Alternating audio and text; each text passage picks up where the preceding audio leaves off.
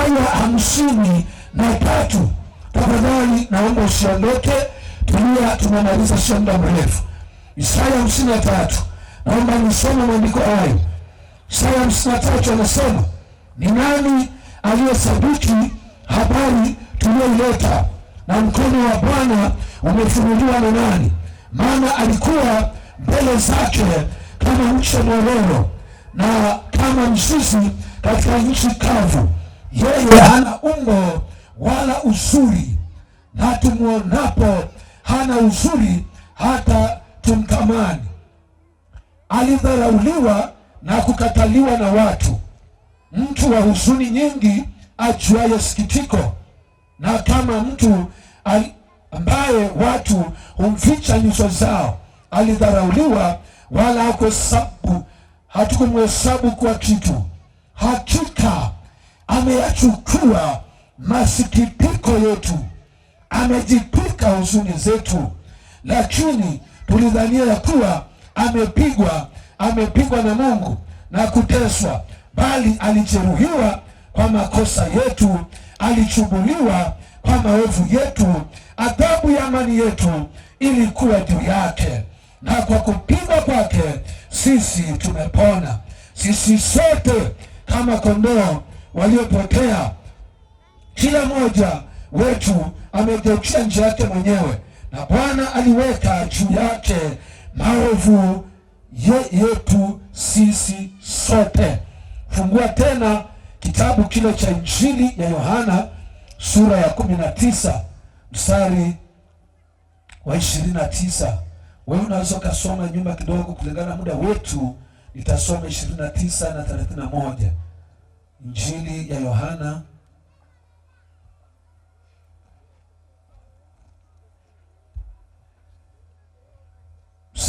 nisome tuanze 28. Baada ya hayo, Yesu hali akijua ya kuwa yote yamekwisha kumalizika, ili andiko litimizwe, akasema, naona kiu. Kulikuwako huko chombo kimejaa siki. Basi wakatia sifongo iliyojaa siki juu ya ufito wa hisopo, wakampelekea kinywani. Basi Yesu alipokwisha kuipokea ile siki, alisema, imekwisha. Akainama kichwa, akaisalimu roho yake. Mungu ayabariki maandiko haya, na maombi tayari yameshaomba. Bwana Yesu asifiwe. Jioni ya leo, kwa muda mfupi, napenda kuzungumza habari ya mateso ya Yesu. Nataka kusema na wewe mtu wa Mbinga, wanaume kwa wanawake, habari ya kipekee, ya tofauti kuliko habari zote ulizowahi kuzisikia. Habari ya mateso ya Yesu. Biblia inasema kuhusu mateso ya Yesu, anayeyataja kwa kuyafafanua. Mojawapo kwenye kitabu cha Agano la Kale, kwenye kitabu cha Isaya. Isaya ni miongoni mwa manabii wakubwa, na ambaye alitoa unabii miaka ya 740 mpaka 680, akieleza ujumbe wa Yesu Kristo, akieleza habari mbalimbali, lakini akimtangaza Yesu. Isaya anamsema Yesu kutoka kuzaliwa kwake, kukua kwake, huduma yake, maisha yake, na mwisho anatoa taarifa za tofauti, za pekee, za huzuni na za shangwe katika eneo hili.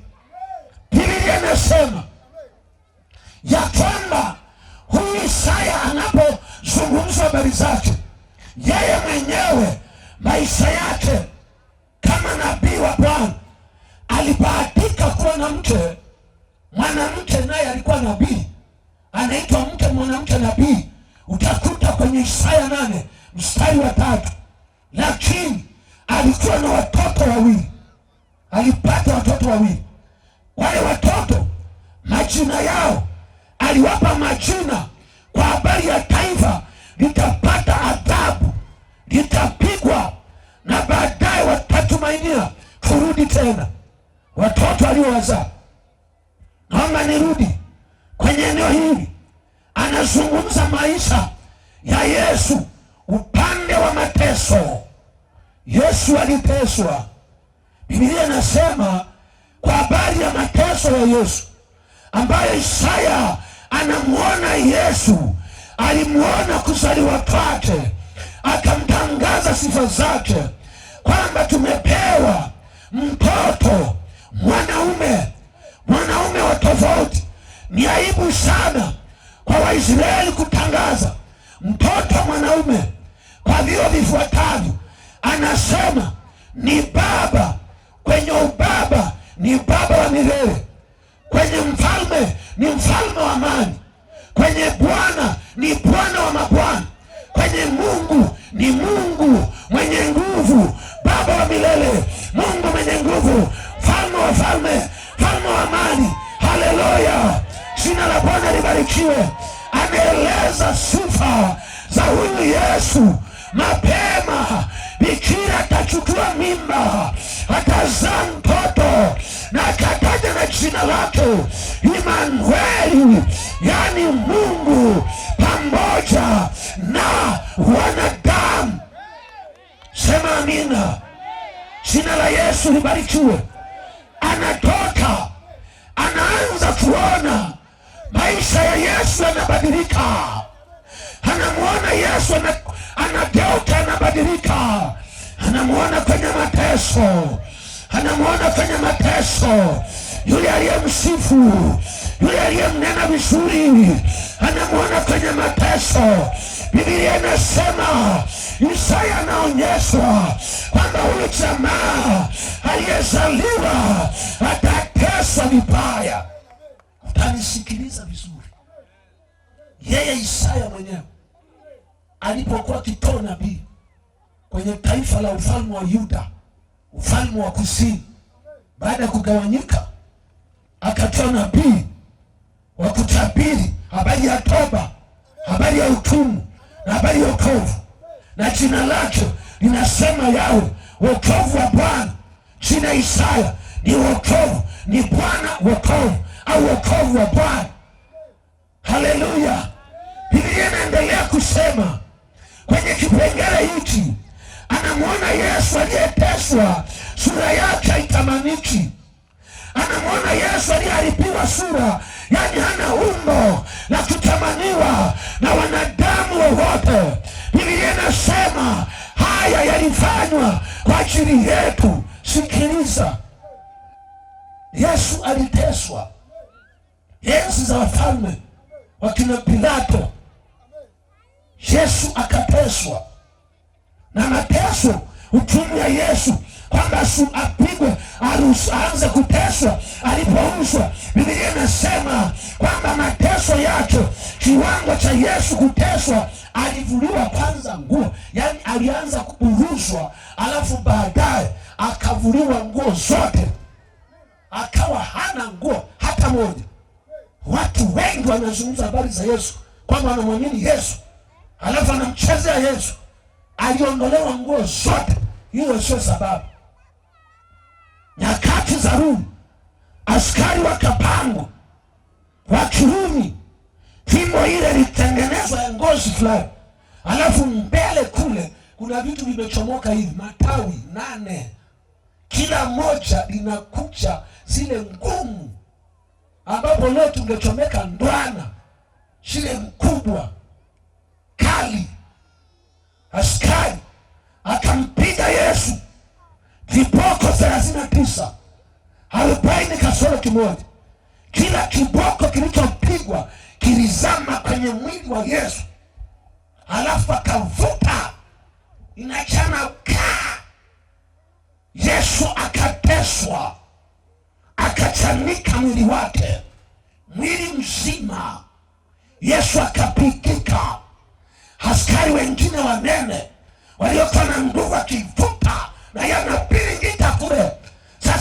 asizunguke, alifungwa mbele, kawekwa kigingi na mikono ikafungwa. Adhabu ya Yesu mpaka waliotazama katika nyuso zao hata maniki, akapigwa.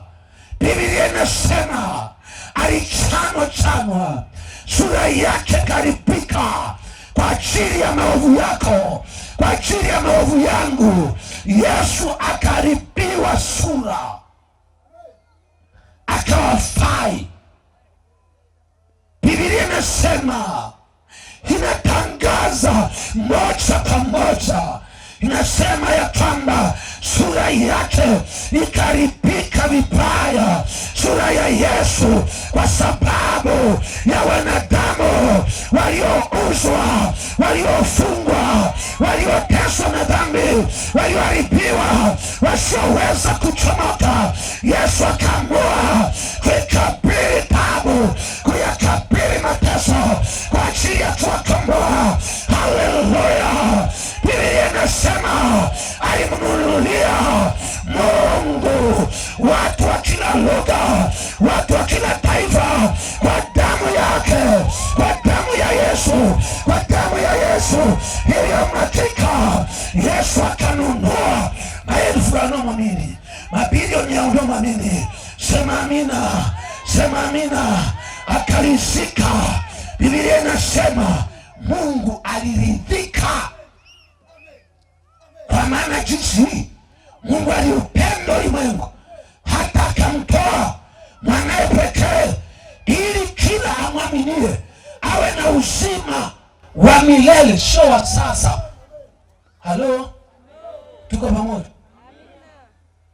Vile vitu unaposikia Biblia inasema katika sura yake kuharibiwa, maandiko yanasema kwamba uzima, adhabu yetu ilikuwa juu yake, huzuni zetu alizibeba Yesu, magonjwa yetu aliyabeba Yesu. Haleluya! wokovu wetu unatoka kwa Yesu, unapatikana kwa Yesu. Sema amina. Yesu mmemwelewa, au tunayehubiri au tunayefundishwa kule kanisani ni Yesu ambaye alishinda kifo na mauti. Haleluya! Jina la Bwana libarikiwe. Nisikilize, nimalize kipengele hiki. Wanasema, wataalamu wanasema misingi ya magonjwa iko 39. Misingi ya magonjwa ipo 39, lakini kila ugonjwa una vitawi kama vile vilivyokuwa zile ndoana. Nisikilize, unaweza kasia TB ya mifupa. TB ya nini? Ugonjwa ni TB. Unajua inashambulia labda kifua, lakini utasikia TB ya mifupa, TB ya nini, lakini tatizo msingi wake ni TB. Ni jambo moja, umenielewa vizuri? Ile imegawanyika. Yesu akamaliza kesi hiyo yote. Ndio maana anasema kwa kupigwa kwake sisi tumepona. Zaburi ya 103 mstari wa 3-12 anasema akuponya magonjwa yako yote, asamehe dhambi zako zote. Ni vitu vyote. Amen. Haleluya! Jina la Yesu libarikiwe. Kwa hiyo Mungu ana mpango na maisha yako, hajabahatisha. Ni ukweli. Tunapompokea Yesu tunapata uzima, tunapomwamini Yesu tunapata msamaha wa dhambi. Haleluya! Wakati Injili ya Yohana anaandika, anapoonyesha mateso ya Yesu yanapokamilika kwenye Agano Jipya, Yesu baada ya kuteswa akatundikwa msalabani, akainuliwa msalabani na wahalifu wawili, mmoja kushoto mwingine kulia, wakainuliwa juu. Yesu Kristo akiwa juu ya msalaba, Yesu akiwa juu ya msalaba anasikia kiu. Mateso ni mengi. Yesu alipigwa. Yesu akalia, Eloi Eloi lama sabakthani, Mungu wangu, Mungu wangu, mbona umeniacha? Hii ilionyesha mzigo ni mzito, umemlemea Yesu. dakika za mwisho, kama aliyopigwa, aliyekataliwa na Mungu, akamaliza safari, akakamilisha ukombozi. Sema amina. Haleluya.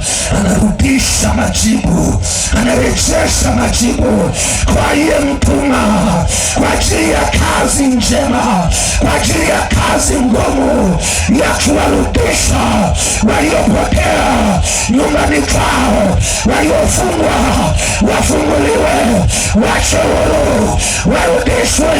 Yesu Kristo, haleluya. Saa ile akasema, wakati anasikia kiu, anapelekewa tena ziki chungu, akaonja ifai kunywa, akatangaza imekwisha, imekwisha, kesi imekwisha, hukumu ya adhabu juu yao walio katika Kristo Yesu imekwisha. Hati ya mashitaka yenye kutushitaki Yesu akaifuta kwenye msalaba, akaitongomelea, akaivunja. Imekwisha, imekwisha. Anayemkubali Yesu Kristo anaingia mbinguni. Hekaluni kule Yesu anapokufa, kwenye hekalu kulikuwepo na pazia kubwa linalotenganisha patakatifu na patakatifu. Kuhani anaingia mara moja kwenye kutoa sadaka ya upatanisho na ya dhambi. Lile pazia kubwa, anapita chini chini huku na kengele, amefungwa kamba, ili anapotikisa tikisa kule wanajua anagonga kikengele, yuko hai. Kama alitenda dhambi, anafia huko patakatifu pa patakatifu. Kwa hiyo hakuna atakayenda kumbeba, inabidi wavute kamba mpaka hajatokea chini hapa, wakazike, waandae kuhani mwingine atakayekuwa anaingia. Wapendwa, Bwana asifiwe. Nisikilize mtu wa Mungu, wakati huo Yesu anasema imekwisha. Pazia la hekalu likapasuka paa, upande mmoja ukaenda hivi, upande mmoja ukaenda hivi. Inasadikiwa lilikuwa na uzito wa tani 2, likaachia paa patakatifu kule walipokuwa wanapaogopa kupaingia. Yesu aliyetuanzishia njia, Yesu akawa mwanzilishi wa njia ya kupaingia patakatifu kwa damu yake, sio za wanyama tena. Kwa hiyo kule kukawa wazi, wakaona vilivyoko kule. Bwana Yesu asifiwe. Inaonyesha Yesu Kristo kwamba anatuingiza, tunaingia mbinguni kwa damu ya Yesu. Patakatifu pako wazi. Haleluya, haleluya. Pigia Yesu makofi na vigelegele. Huyu ndio Yesu tunawaletea habari zake. Ukimwamini unaokolewa, ukimwamini unasamehewa dhambi, ukimwamini unaponya magonjwa, ukimwamini unakwenda mbinguni. Mbinguni kunakuwa ni kwenu, nyumbani kwenu. Sema amina. Bwana asifiwe. Naenda kumalizia. Nisikilize. Ukimpokea Yesu leo, anakuponya magonjwa yako, anakusamehe dhambi zako zote, anakusamehe na futa kabisa zote. Jina la Bwana libarikiwe.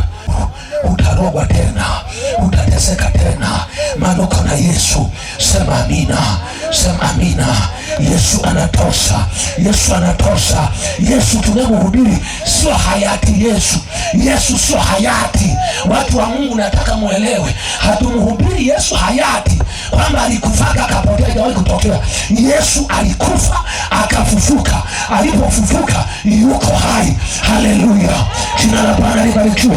Anasema baada ya pale Yesu aliposema imekwisha, dunia giza likatembea ghafla. Mara ghafla giza, jua likafunika uso wake. Hakuna kushuhudia mauti ya Mwokozi muumbaji mwenyewe. Jua likataa, giza likaruhusu, likafika, kukawa giza. Nisikilize, Biblia inasema ardhi ikapigwa tetemeko. Waliomuua Yesu, waliosimamia kifo cha Yesu na waliokuwepo wakakiri, wakasema hakika alikuwa ni mwana wa Mungu, ni mwana wa Mungu. Sema amina. Kuna watu wanasema Yesu si mwana wa Mungu, Yesu si mwana wa Mungu. Wewe umechanganyikiwa. Yaani utabaki peke yako unaimba Yesu si mwana wa Mungu, alafu unaishia jehanamu. Na sisi tumeokolewa na Yesu, jehanamu sio yetu. Haleluya, wapendwa, amina. Maana yake hata mashetani yanakushinda. Mashetani hajawahi kusema uongo yakanusha kwenye eneo la kusema Yesu si mwana wa Mungu. Someani Biblia nzima. Mashetani yote yalisema Yesu ni mwana wa Mungu. Soma yule Mgerasi yakasema tunaamini nawe mwana wa Mungu, tunakujua. Yani anapiga kelele Yesu ni mwana wa Mungu. Sema amina. Haleluya. Wafalme na wakorofi wakasema Yesu huyu alikuwa ni mwana wa Mungu. Na Yesu aishi kuwa mwana tu, ni Mungu mwenyewe. Mtoto wa nyoka ni nyoka mwenyewe. Sema amina. Sema amina. Simama, njoo nataka tuombe, mpate muda wa maombi. Mkimbilie Yesu, msaada pekee ni Yesu. Haleluya. Njoo, kimbia mbele, njoo, nataka niombe maombi ya baraka.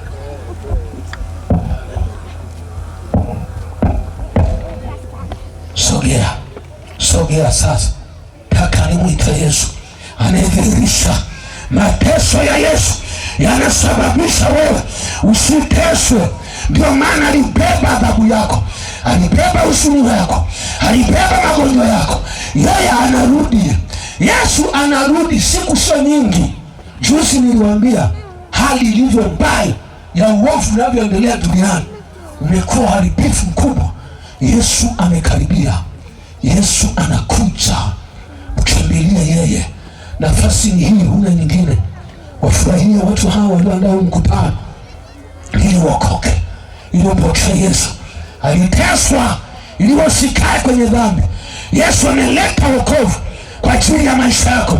Magonjwa ulionayo yanakutesa, tunayaamuru kwa jina la Yesu na yanaondoka. Bwana Yesu asifiwe. Bwana asifiwe sana. Anaweza Yesu, anatosha. Yesu yuko hai, amekufa kafufuka na atarudi tena. Yesu anarudi. Yesu anarudi. Achana na kudanganya kwamba muombe Yesu. Unadanganywa kwamba ulibatizwa, ulifanya kipa fulani, ukaambiwa ulifanya hivi, ulifunga ndoa, lakini bado unalewa pombe, bado huna Yesu, bado ni mwenye dhambi, huna wokovu. Yesu umemkataa, huwezi kupata uzima wa milele, uko kwenye hukumu. Biblia inasema mtu yeyote anayekataa neema ya Mungu iliyofunuliwa, inayofundisha inayokuwa wanadamu na dhambi zao, inatufundisha kukataa ubaya wa kila aina na tamaa za kidunia. Kuna mwingine akasema mimi bado kijana na kula raha za dunia. Nenda pale, nenda Muhimbili, nenda Bana, nenda hospitali zozote zilizoko hapa, kuta midada fulani kamechoka mbaya, kameisha. Kumbe mkani alikuwa akitembea, anaiona duniani yake visenti, anakula pesa vichips za mshikaki wa kuku. Sasa yuko hospitalini, analetewa mpoli haupandi, analetewa maini rosti haipandi, analetewa sijui nini iskuku kidari hakipandi. Yuko yani anaweka ile kula, yani hakijasogea kinatoka, anaona anakwenda na maji, anakutana tunaombea pale, anasema nini? Nataka uniambie niko tayari. Unasema mimi ni mwenye dhambi, anasema zote mwenyewe, mimi ni mwenye dhambi, nimemkosea Mungu sana. Yani anakuongezea mbele, anaongeza mengine. Unajua shughuli ipo, maana anaona nikiongezea hivi nisikilizwe na mbingu. Halo, nasikia yani ujanja kwisha. Zoa ya wadada wakaka mitaani kwisha baba. Kwani kuna aliyekuja kumuona hospitalini amebaki mzazi wake na ndugu zake basi. Wengine hawamjui. Wanakupenda. Kwa nini umevaa hivi? Uko kwenye baa, umepinduliwa na mashetani huko. Unavuta, unatembea hivi. Ndio nini? Kana Yesu, dhambi na kutafuna. Baadaye nini okoke ni mrembo, ni sinani. Utakufa na dhambi zako.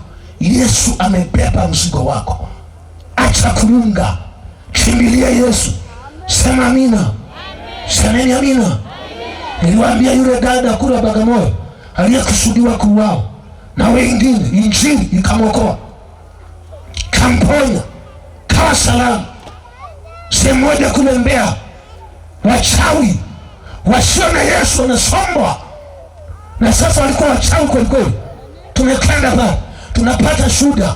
Mamba anatoka nchi kavu, anakuta vijana wako ufukweni pale, sio kwenye maji, anazwa tu, kazama naye ndani ili unyoshe, uelewe, wachawi uamkie. Kama una Yesu, una Yesu utaamkia tu. Yesu anatutosha. Sema amina. Aliyabeba magonjwa, alibeba tabu zetu. Tuna amani nyingi tulio katika Kristo Yesu. Waishikao sheria ya Bwana hawana la kuwakwaza. Tunaokoka. Wokovu ni hapa duniani. Yesu aliteswa hapa, sio mbinguni. Tutaokoka mbinguni. Wewe mwongo mkubwa, baba yako ni Shetani. Hakuna wokovu mbinguni. Mbinguni wanaingia waliookoka. Wenye dhambi hawakanyagi wala hawatii macho.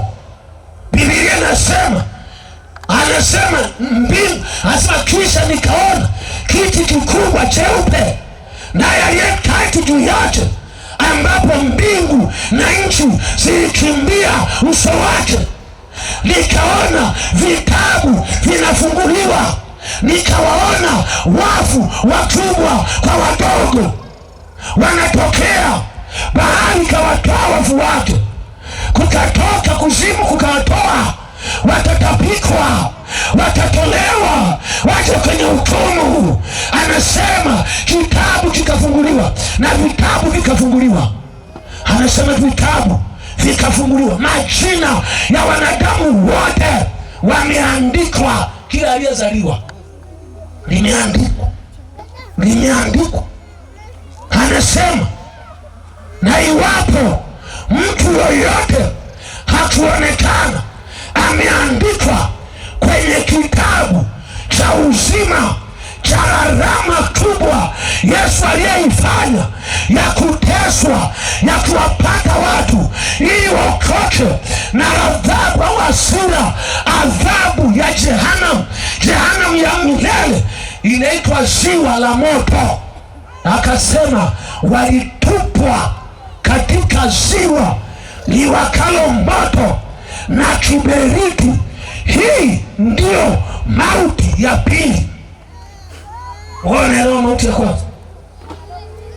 Mauti ya kwanza unajua watu wa Mungu, wengine hamjui. Mauti ya kwanza unaishi sasa hivi, huna Yesu, unaitwa umekufa kwa sababu ya dhambi zako. Hiyo ndio ya kwanza, ila uko hai. Ya pili, unapokufa mwili kutengana na roho, mauti ya pili. Hiyo ni ya pili katika kuzungumza. Sasa sikiliza, hii inaitwa ya pili, inamaanisha hivi: ile ya kwamba ulipotubu, ulipokuwa hujabadilika, anasema ndio mauti yako ya dhambi. Amina. Ya pili ni hii kutenganishwa na Mungu milele, ndio inaitwa mauti ya pili. Jina lako halipo kwenye kitabu cha uzima walioandikwa, waliompokea Yesu awe Bwana na Mwokozi wao. Hao ndio watakaobakia kwenye kile kitabu kinaitwa cha uzima, na vile vitabu vingine majina yameorozeshwa huko. Wakina Patrick wapo, wakina Joseph kama mimi wapo, wakina nani waliobatizwa wapo, maaskofu wapo, waangalizi wapo, maimamu wapo. Kila kiongozi maadamu hakumcha Yesu, hakumwamini Yesu awe Mwokozi wake, alipe deni lake, asamehe dhambi zake, haleluya, utaishia jehanamu ya moto, wala sikurudi. Maana Biblia imesema. Kwani ni mimi? Utanihukumu mimi? Unanihukumia wapi? Biblia imesema ni hukumu mwenyewe. Bwana asifiwe. Hapana wokovu kwa mwingine yeyote wewe. Wokovu ni kwa Yesu tu. Usije ukadanganywa na ibada za kukupepea. Naomba Mwenyezi Mungu nisamehe, nilitenda dhambi jana. Yaani anamaliza kusamehewa pale, kona ya pili pale tayari anadaka tena nyingine. Kesho tena tunakuja kusameheana. Acha ujinga. Huo ni ujinga unaitwa. Unakosa akili. Pata akili. Bwana Yesu asifiwe. Yuko mchungaji Elisha hapa, wako wazee wa kanisa hapa wanampenda Yesu, wako hapa. Na kama mnamuonaga mzee mmoja mbovu mjanja huko, hana Yesu wa kutosha, mwambieni baba yake Elisha huyu hapa. Timua fukusia mbali. Huyo anaroga kazi ya Yesu hapa. Unamlebembeleza nini? Sema amina. Ila hawa wameokoka. Sema amen. Shenda mahali fulani kahubiri, Baadaye nikaja kunyatiwa, nikamwambia yule mzee, namuona yuko mbele, mtu anakuja kuokoka, sema ananizuia mimi nisiokoke. Sababu ni nini? Akaeleza matatizo yake. Nikamwambia mchungaji, mtimweni, fukuzia akafie mbali. Analeta mzoga. Hata hapa nimekaa sijasikia harufu ya mzoga. Maana hapo kifa hata usipokupeleza kwenye friji. Na huyu inatosha tu, hali ya hewa yenyewe ni freezer tosha. Hata ukisaliwa huku unaonekana, maana wanaogopa nini? Uozi. Unasaliwa tu na mbinguni huendi. Na kwa taarifa yako, roho ilishaenda siku nyingi. Wale wanaofanya ibada sasa hivi ni wajani, ni udanganyifu ili wale ubwabwa wenu. Mwenyezi Mungu weka mahali pema peponi. Maana alikuwa anapenda ndugu, ananiambia ni mwili siku nyingi huwa ni udongo. Roho ilishaende na kule cha moto, mkomoto. Kule tulikotoka anasema tuwaepushe na adhabu ya kaburi. Yaani ule mwili wenyewe. Maana roho kule hali ni mbaya. Yes sana. Mkilia mwenzenu anaongezewa mapigo. Ala? Huko ndio utapamalizana mwenyewe. Yaani wakilia huku mwenzako kwa moto toa. Kawaida mtu anapolia hurumiwe. Sasa wewe unalia alafu unapigika. Sasa ndio mtajua. Ndio maana tumwambia mkimbilieni Yesu ili muwe salama. Na leo nakuokoa. Na adhabu yako amebeba. Wewe unabeba ya nini? Mpike Yesu, ametosha yeye. Iwe magonjwa, weka kwa Yesu. Iwe shida gani, weka kwa Yesu. Sema amina. Inamisha kichwa chako. Mungu akubariki. Yesu yuko akuponye na akuokoe. Yaani anafanya, Yesu anakupenda. Wewe ni wa thamani sana. Na uliyeko mbali ulisikia. Yesu ni uwezo wa Mungu wenye nguvu nyingi. Watu sisi tuliumbwa kwa mfano wa Mungu, kwa sura ya Mungu. Fundi mitambo nisaidie kidogo sauti, mtu wa Mungu. Ripo shaka baba rindere makoro basika. Yesu akaingia gharama ya juu sana kwa ajili ya maisha yako. Mama, kwa ajili ya ndoa yako.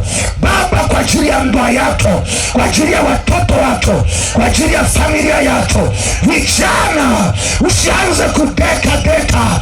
Simama na Yesu. Huo ndio salama wako, huo ndio uzima wako. Mwanamume, mwanamke, simameni na Yesu. Huyo ndio uzima wetu, huyo ndio kimbilio, huyo ndio tumaini, huyo ndio msaada. Hakuna msaada. Dunia hii inapasuka, dunia na waya hii haikaliki. Waovu umeilemea, dhambi imelemea, haina raha, haiongozeki, ina kilio. Majibu ni Yesu, ni Yesu. Anarudi Yesu atukaribishe alipo Yesu na wewepo. Baba wa mbinguni, Mungu mwenye nguvu, ninakuomba sasa kwa ajili ya wapendwa hawa, kwa ajili ya mwanamume yule, kwa ajili ya kijana huyu, kwa ajili ya binti yule, kwa ajili ya mama yule aliyefungwa, aliyeteswa. Yesu wa Nazareti, wewe ambaye uliyachukua magonjwa yake, uliyachukua maradhi yake, ulichukua kilio chake, ulibeba huzuni zake. Roho iliyohuzunika, mwili uliohuzunika, moyo ulioshuka, uliokata tamaa, uliovunjika, uliokatishwa tamaa. Yesu mwana wa Mungu, uliyejaa neema na nguvu na upendo na wokovu, na wokovu. Ponya sasa, ponya sasa. Majini yaliyowafunga yaachie, yaachie. Mashetani ondoka kwenye miguu, ondoka kwenye mifua, ondoka kwenye kichwa, ondoka. Toka kila aina ya pepo, kila aina ya jini, kila aina ya jini, kila aina ya jini. Haya kwa jina la Yesu, mwamba wa uzima, aliyeteswa, uwe salama wewe. Mwisho wa majini kuishi humo kwa jina la Yesu, kwa jina la Yesu, kwa jina la Yesu aliye hai, kwa jina la Yesu aliye hai. Vimbe zote zinaondoka, zinaachia, zinaachia. Yesu, Yesu, Yesu, Yesu, Yesu nakusihi. Yesu mwana wa Mungu aliye hai, wewe uliyebeba dhambi, wewe uliyebeba magonjwa, ya uzima, uzima wa Yesu, uzima wa Yesu, uzima wa Yesu. Yesu anaponya, Yesu anaweka huru watu wengi, watu wanafunguliwa, watu wanaponywa, watu wanachwa huru, watu wanawekwa huru. Unakuwa salama kwa jina la Yesu. Tulia kimya. Riposhaka papapakato. Yuko Yesu. Mbingu sana. Yesu anaona uchumba tunahubiri, anaona mizigo mliolemewa. Yuko tayari kukuponya, yuko tayari kukuweka huru, yuko tayari kukuokoa, yuko tayari kukupa amani iliyopotea ya kila mahali, yuko tayari kurudisha furaha ya moyo wako, yuko tayari kurudisha ushindi wako, yuko kurudisha heshima yako, na kisha uweze kuwa na Yesu moyoni, kisha uweze kwenda mbinguni. Inua mkono ambayo unamhitaji Yesu aliyeteswa kwa ajili yako usiende kuteswa, uwe mzima leo, akuponya, akuokoa, kusamehe dhambi yako na atende mambo makubwa. Inua mkono wako juu. Ninaenda kuomba na watu hao. Yesu abebe adhabu yako, Yesu abebe majuto na maumivu yako. Inua mkono juu sana. Yesu yuko tayari kuwaponya watu wa namna hiyo, kuokoa watu wa namna hiyo. Inua juu kabisa, usiogope wala usiwe na uoga. Usiogope mtu wa Mungu, wewe ni wa thamani. Naomba samahani tafadhali, sogea. Sogeeni hivi, sogea. Mungu akubariki. Njoo hapa, ninaombea hapa. Mungu akuponye. Mama pale. Usihangaike naye kama anakupa maelezo fulani. Hata Yesu huwa halazimishi. Jina la Bwana libarikiwa. Amina. Kama ametikagua toka kwambia hapana, umwelewe. Haleluya. Maana yeye ndio anajua maisha yake yalivyo. Bwana Yesu asifiwe. Shusha mikono yako. Kwa jina la Yesu wa Nazareti, mwana wa Mungu anakwenda kukuponya. Wako watu wengi sana kwenye mji huu waliokuwa tayari kuokoka. Wako wengine wanainuka na ndugu zao wanawaambia usiokoke, hiyo sio dini yako. Na wewe ukikubali hiyo hali, utajuta na utapata msaada tena, hautapata tena. Nakwambia, usije ukafikiri Mungu anahongwa. Kama kuhonga wa Masai na watu wenye ng'ombe wengi, wangehonga miaka ile kabla vijaja vitu vingine. Mifugo ndio ilikuwa rasilimali, wangemhonga. Lakini Mungu yupo, ameleta Yesu uwe mzima, uokolewe, uponywe, uwe salama na nyumba yako. Yako mambo mengi. Mwanamke mmoja, na wahurumia sana wanawake, mwanamke mmoja alizaa wawili. Kulikuwa na sehemu moja ya Morogoro na sehemu moja ya Dodoma, mpakani kule na Arusha na Manyara. Yule mama anakuja na katoto hivi kama kana miezi 6. Anasema huyu mtoto ana mwaka 1.5. Hakabadiliki. Kitendo cha kumshika hivi kwanza kumwambia mama yake, akaondoka mapepo chini. Katoto kanatapika kakavu. Kako hivi. Kakavu. Analea majini, amelea majini, mapepo. Nisikilizeni, mkimbilieni Yesu. Kuna wengine wanakufariji, kumbe wanakuroga. Wamekuweka unabeba majini, unatembea na mapepo. Wakienda kazini wanayaweka pa. Yule dada hali yake mbaya, tukaomba kadondoka na mapepo. Baada ya bana katoto kanatapika, tukamwambia siku 2-3 kabla sijaondoka, mtoto anaonyesha mabadiliko, anakuwa wa tofauti. Bwana Yesu asifiwe. Mwingine anaenda Morogoro hivyo. Na dada mbichi mzuri ndio uzao wa kwanza huyo mwingine. Ubaya mwingine alikuwa ni wazao si wangapi. Lakini huyu ndio wa kwanza. Ukimwangalia dada mwenyewe mzuri, mama mzuri, dada mdogo bado tu, lakini wanalea kitoto akina mabadiliko, akikiacha pale kufa hakifi. Wanalea chini. Watu wako kwenye mateso nyingi. Nasema na leo na marushia, waliokataa, wanaoyafuga, watatandikwa mpaka wanyoke. Utaniambia, nalea machini, nafuga machini ya kusumbua wengine, mengine ya kufirishi biashara. Na leo niliwaambia taomba na watu, kuna jini linatumwa kufirishi biashara. Unafirishika, unaenda kazini, unaona uvivu, umechoka, unaamua kufunga biashara, unarudi nyumbani. Kumbe umewekewa hapa, imesomeka hapa. Muda unitoshi, ningewaambia. Kijana mmoja alikuwa fundi ujenzi mashuhuri sana, mzuri wa viwango, akijenga nyumba kila mtu navutia, hakosi kazi. Ghafla wakaenda kwenye jiko ya waziwazi yale ambayo ana milango, wakaweka hirizi, bonge la hirizi. Tukatangaza maombi ya siku 3, maana alikuwa ameishiwa, hana hela, mpaka tunamsaidia sisi nyumbani. Nikatangaza maombi ya mfungo wa siku 3, mpaka na nini mliokoka. Ukilegea mahali unawekwa. Kaa vizuri, ndio maana anasema simama imara. Haleluya. Mpinge shetani.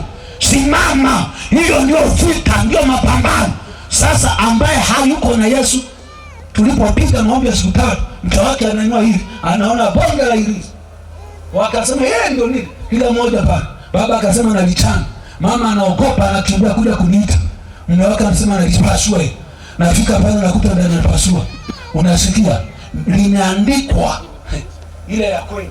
Nimewekwa pale na vitu vingine vilivyosagiwa. Kweli kazi kaacha kufanya kwa muda mrefu. Ndipo tukanichoma moto. Baada ya muda mfupi kazi ikafuatana hivi. Akanijia na shukrani kubwa kanisani. Haleluya. Akaniambia, mchungaji, Mungu amejibu kwa moto. Nikasema yes, Mungu amejibu kwa moto. Na wahuni wanaofanya vitendo hivyo, nikasema hawatabaki salama. Ndio, hakunaga kuhurumia. Tunahubiri injili, mambo 3. Amini, utubu, uokoke. Kataa. Ukikataa, kama ni mganga na mchawi haribike. Unang'ang'ania, unaenda kutafuta na mganga mwingine uje uongeze power, na kuambia ukafa nao. Ni hasara. Umeandikwa asiishi mchawi, Agano la Kale. Tukisimamia nalo. Kwani ni mimi simesema Biblia? Sasa unanifuata aje mimi? Sema amina. Mimi ni mkamilishaji tu. Mirafi. Mtu wa kuwahi. Karibuni tuombe na watu wa Mungu. Asante. Haleluya. Njoni. Mungu akubariki. Unaogopa nini? Imeandikwa. Shida ni kwamba unakuwa mlegevu. Wanakunyanyasa. Simama. Tena paza sauti. Vilinde viharibika. Bwana Yesu asifiwe. Come on. Hallelujah. Nenda mahali fulani naona wanasema tunamwogopa mchungaji. Unamwogopa nini? Naambia unaogopa nini? Una dhambi. Tubu dhambi zako uende mbinguni. Yesu akusamehe ili uwe huru. Bwana Yesu asifiwe. Unatembea na mairisi. Wameturoga wakashindwa, wakaturoga wakaamua kufichua siri. Kasema umeshona mairisi kwenye suruali zenu huko. Ndio maana mko mnahubiri kwa uhuru hapa. Mji sio wa kwenu. Mna mairisi makubwa. Tukamwambia hujakosea, tuna zaidi ya irisi. Tulia naye ni Yesu mwenyewe. Anaishi ndani yetu. Na ndio maana Yesu hajasema hivi, hajasema yuko nje, anasema mimi ni ndani yenu na sisi ndani yake. Yaani kila kitu ndani kwa kingine. Hii ndio raha wachungaji. Mungu awabariki kwa kazi njema. Haleluya. Na washirika mlio na Yesu, sema amina. Mbinguni kule tunaenda. Barabara ni nuru safi. Sema amina. Mkaweke walevi, watakojolea zile lami za kule, sio lami. Kule ni nuru. Anaanza kuleta vitu vyake vipofu, muhuni, haingii mbinguni. Yesu ametuingiza. Mateso ya Yesu amelipa deni, hatudaiwi tena. Amelipa. Wewe ambaye unaishi na dhambi yako, jioni ya leo haijalipiwa deni hilo. Yesu analipa. Kimbilie Yesu, mkubali Yesu alipe madeni yako nyumbani. Tunaenda kuomba. Mkabidhi Yesu maisha yako ili alilipe deni. Kesho uje kwenye ibada hapa kanisani, ufundisho uimarike. Semeni hivi mliokuja hapa mbele. Sema Bwana Yesu. Sema kwa sauti kubwa, Yesu, nimesikia neno lako. Mpendwa Yesu, nimekubali wewe uwe Bwana na Mwokozi wa maisha yangu. Unisamehe dhambi nilizokukosea kwa kutenda, kwa kuwaza. Damu yako Yesu inioshe mimi niwe salama kwa jina la Yesu. Niandike jina langu kwenye kitabu cha uzima wa milele. Asante Yesu kwa kuniokoa. Amen. Tunaenda kuomba. Weka mikono kwa watu hao na mlio wagonjwa njoo. Baba wa mbinguni, kwa jina la Yesu aliye hai. Hebu ngoja.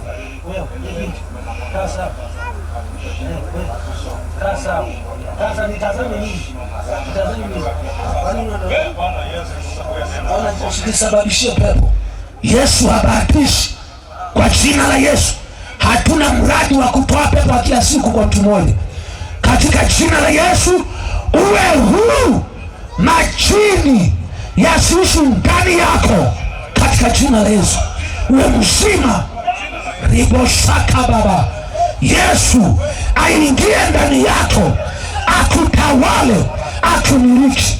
Kwa jina la Yesu aliye hai, akuponye, akuweke huru. Katika jina la Yesu, toka mapepo yote yaliyokaa kila mahali. Katika jina la Yesu, uwe huru. Katika jina la Yesu aliye hai. Yesu mwana wa Mungu yai, kwa mwanamke huyu naita jina lako lenye nguvu na uzima. Katika jina la Yesu, uwe mzima, uweke huru. Mateso yote yakuachie, yachie mwili wako, yachie mifupa, yachie tumbo, yachie mwili wote katika jina la Yesu. Rimoseke baba, nguvu ya mateso imoke. Haya, ondoka roho chafu, una sehemu kwa mama huyu, mweke huru, uwe mzima kwa jina la Yesu. Pokea uponyaji kwa jina la Yesu Kristo. Mungu mkuu, kwa ajili ya huyu bibi na huyu mama, roho wa neema mponye, mweke huru katika jina la Yesu, uwe mzima katika jina la Yesu. Pokea uponyaji na uzima. Wale wagonjwa wote naomba waje hapa.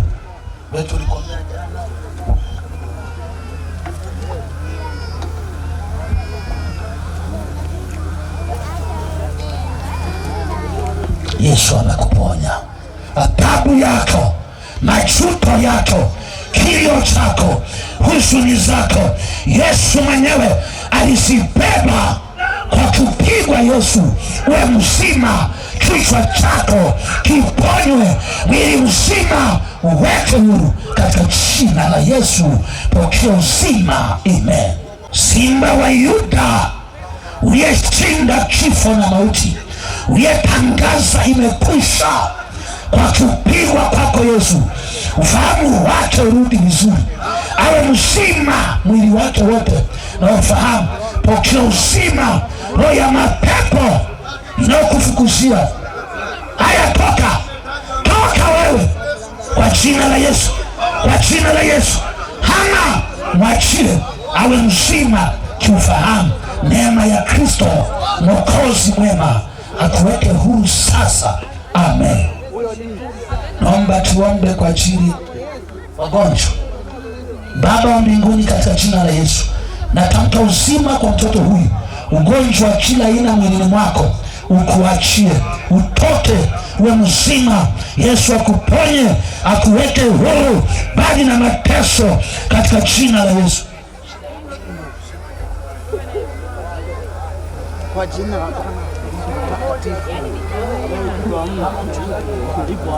au mama yeyote, mzee wa kanisa, mshirika yote, karibu, weke mkono mwanamke huyu, tuombe pamoja. Mama huyu aweze kujifungua kwa wakati, muda wake umevuka. Yesu anaenda kutatua hiyo kesi, ndugu zanguni. Bwana Yesu, mwana wa Mungu uliyejaa huruma na neema, tazama mwanamke huyu, muda wake wa kujifungua umewadia na umevuka. Natamka kwa jina la Yesu, vifungo viachie, vizuizi juu yako, toka kwa jina la Yesu. Mwachie awe huru, akapate mtoto. Mapepo na nguvu za giza ziliyofunga viachie, uwe huru, uzae mtoto, umfurahie katika jina la Yesu aishie milele. Amen. Bwana ni mwaminifu, ataanza kazi. Haleluya. Bwana asifiwe. Wafanya biashara, njoni hapa, na wale mliowafanya kazi wote, mliofanya kazi zenye kipato, naomba msimame hapa niwaombee kazi zenu. Mungu wa mbinguni afanye mambo makubwa kwenye maisha yenu. Na kundi lingine ni wale ambao wanafunzi wa shule zinafunguliwa, wanaenda awamu ya mwisho sasa kuelekea kukamilisha miezi 6 mingine. Bwana ni mwema. Tuombe.